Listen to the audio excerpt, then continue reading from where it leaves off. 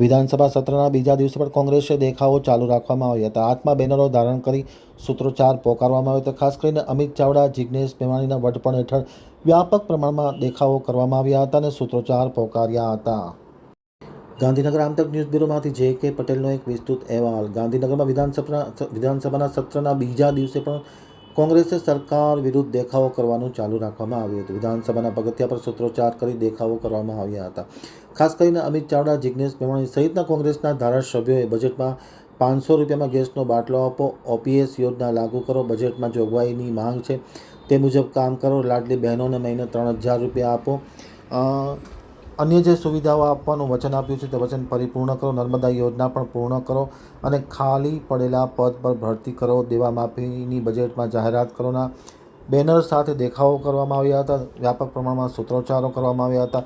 વિધાનસભાના સત્રના બીજા દિવસે આજે પ્રારંભ થાય તે પૂર્વે કોંગ્રેસે વ્યાપક પ્રમાણમાં સૂત્રોચ્ચાર સાથે દેખાવો કરવામાં આવ્યા હતા। બજેટ વિધાનસભામાં રજૂ થવા જઈ રહ્યું છે।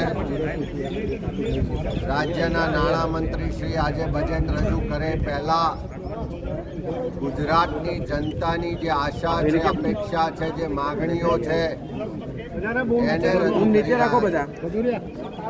જ્યાં જ્યાં ચૂંટણીઓ હોય કે રાજસ્થાન હોય, મધ્યપ્રદેશ હોય, મહારાષ્ટ્ર હોય, દિલ્હી હોય કે હરિયાણા હોય, ત્યાં ભારતીય જનતા પાર્ટી રાહતો માટેની, રેવડીઓ માટેની જાહેરાતો કરે ને સરકાર આવ્યા પછી એના લાભ આપવાની શરૂઆત કરે છે।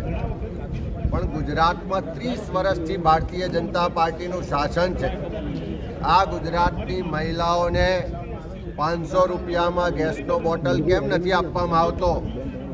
મોંઘવારીનો માર સહન કરેલી મહિલાઓને 500 રૂપિયામાં ગેસનો બોટલ મળે। ગુજરાતના યુવાનો જે રોજગાર ઝંખી રહ્યા છે, કોન્ટ્રાક્ટ આઉટસોર્સિંગ પ્રથામાં શોષણ થઈ રહ્યું છે, ત્યારે કોન્ટ્રાક્ટ આઉટસોર્સિંગ પ્રથા નાબૂદ કરવામાં આવે, સમાન કામ સમાન વેતનથી કર્મચારીઓને એનું સન્માન સાથેની નોકરી આપવામાં આવે, ખાલી જગ્યાઓ પર તાત્કાલિક ભરતી કરવામાં આવે। જે કર્મચારીઓને OPSનો લાભ નથી મળ્યો એ OPSનો લાભ આપવામાં આવે। લાડલી બહેનોના નામે મધ્યપ્રદેશ, મહારાષ્ટ્રમાં ભાજપની સરકાર મહિલાઓને મદદ કરે છે, તો ગુજરાતની બહેનોને પણ માસિક 3000 રૂપિયાની સહાય આપવામાં આવે। આર્થિક રીતે પાયમાલ ગુજરાતના ખેડૂતોના દેવા માફ કરવામાં આવે। ગુજરાતમાં જે ખેડૂતોને પાણી નથી મળતું, નર્મદાનું નેટવર્ક પૂરું કરવામાં આવે। ખાસ કરીને ગુજરાતમાં જે મોંઘવારીનો માર સહન કરી રહેલા પરિવારો છે, જે ગરીબ પરિવારો છે, એના પાકા મકાન આપવામાં આવે। વૃદ્ધ હોય, વિકલાંગ હોય કે વિધવા બહેન હોય, એને માસિક 6000નું પેન્શન આપવામાં આવે। SC, ST, OBC માઇનોરિટી સમાજના વસ્તીના પ્રમાણમાં બજેટ આપવામાં આવે। આ ગુજરાતના વિવિધ વર્ગ વિસ્તારના લોકોની જે માગણીઓ છે એને આજે અમે રજૂઆત કરી રહ્યા છે અને વિધાનસભામાં ગુજરાતના લોકો માટે, સામાન્ય ગરીબ મધ્યમ વર્ગના લોકો માટે બજેટ ફળવાય, નહીં કે ઉદ્યોગપતિઓ માટે, માલેતુજારો માટે એવી માગણી કરી રહ્યા છે।